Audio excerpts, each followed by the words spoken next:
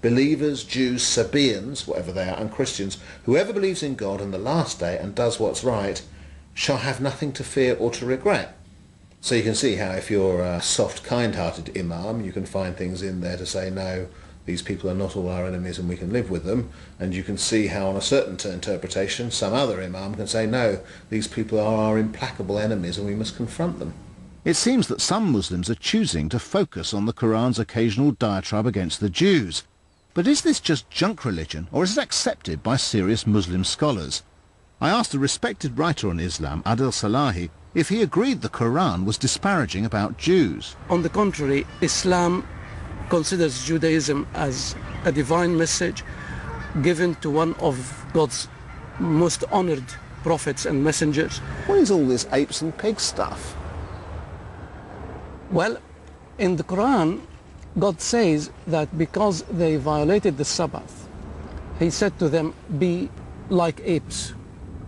Well, it means that they were driven by their desire to violate the law of God.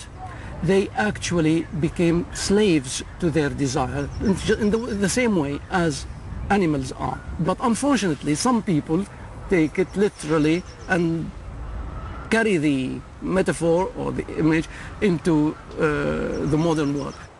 So why is it that some in Islam now choose to be so much less tolerant?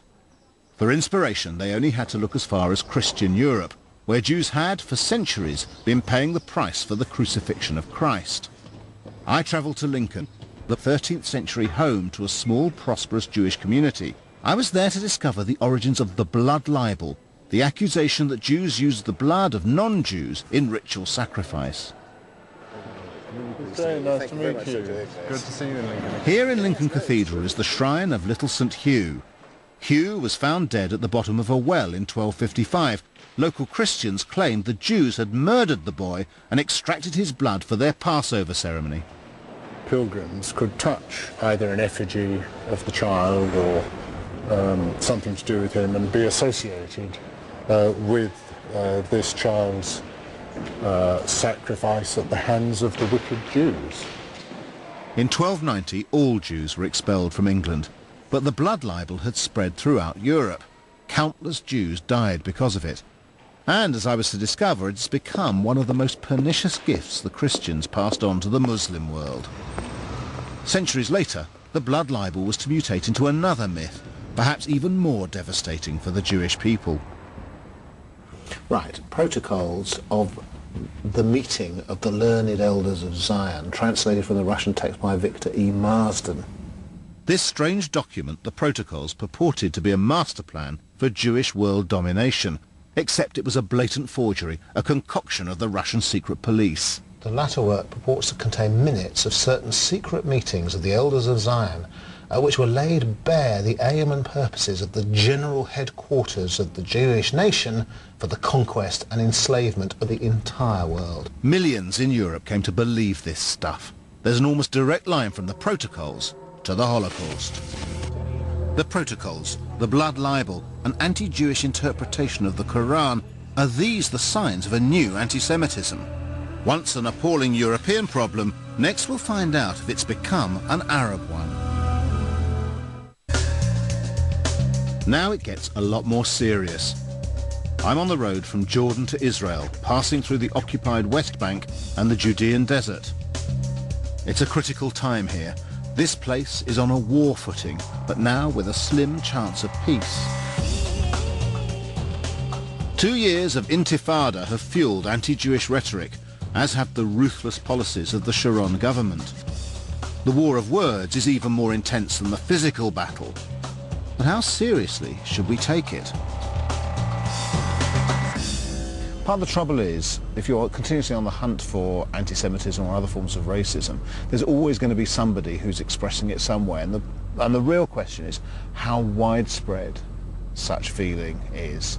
And I want to feel completely comfortable with the idea that it is widespread enough for us to be concerned and worried about, rather than an emanation from a very small number of extreme people. وكلهم كاذبون هؤلاء هم الذين يجب At Palestinian Media Watch, I get an answer. Their job is to monitor anti-Semitic material as shown on official Palestine TV.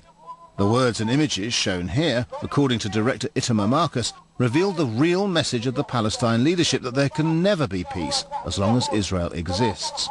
But I asked him, wasn't he just picking on isolated examples for the sake of propaganda? We have 10, 15, 20, 30, 100 times the amount of material that we can possibly send out because it repeats over and over and over and over again. And we have it in the last few weeks, and we don't only have it from religious leaders, we have it from professors, and we have it from politicians. We had one just recently, a month and a half ago, from a minister in government who referred to the evil religious law of the Jews, which is what is so entrenched in them, which is why they're killing us, etc., etc. Sermons in the mosques, MTV-style videos and even programme breaks, they're all in the Media Watch archive. The music videos for children are especially popular, repeated constantly during the day. Now, here's another example. We're not only evil, but we're actually cursed of God. And here, this is another religious leader. أيضا من أعمالهم الشريرة ما يسمى بالهولوكوست ذبح اليهودي. Right, so he's now linking the Holocaust, the so-called Holocaust, to this sin of Jews in Muhammad's day. Well, what he does here is he says, we see the Jews are evil, and the Holocaust is a perfect example. The Jews created the Holocaust. And actually planned it, he says, together with the Nazi leaders in order to get sympathy of the world. It's a peculiarly kind of perverse piece of history. Right, but what their point is that Jews are the epitome of evil. The epitome of evil incarnate in the world, and that's why they have to be destroyed. Marcus's work gives him a hotline to the Prime Minister's office, and whether or not all Palestinians take this stuff seriously, Ariel Sharon certainly does. The idea that hatred of Jews is sanctioned by the Islamic faith itself terrifies Israelis and may even affect the peace talks.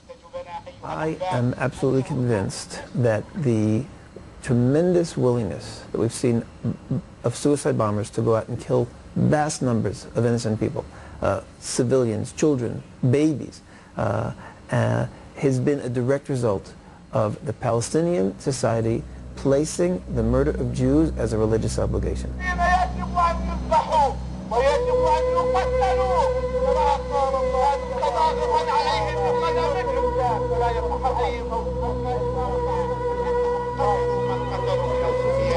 أيضا من أعمالهم الشريرة ما يسمى بالهولوكوست ذبح اليهودي على أيدي النازية.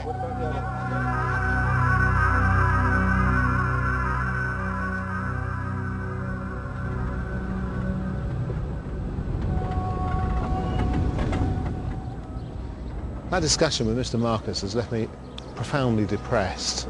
That's a real and a genuine catalogue of things being said and preached and shown on Palestinian television, any one of which would have a prosecution for incitement to racial hatred in Britain. And even allowing for the kind of heightened sensibilities and the sense of absolute injustice amongst Palestinians. You're forced to ask the question, why do the Palestinian Authority leaders allow that stuff on television? Why is it there? A lot of what I'd seen at Palestinian Media Watch emanated from the imams in Gaza, so that was the next stop.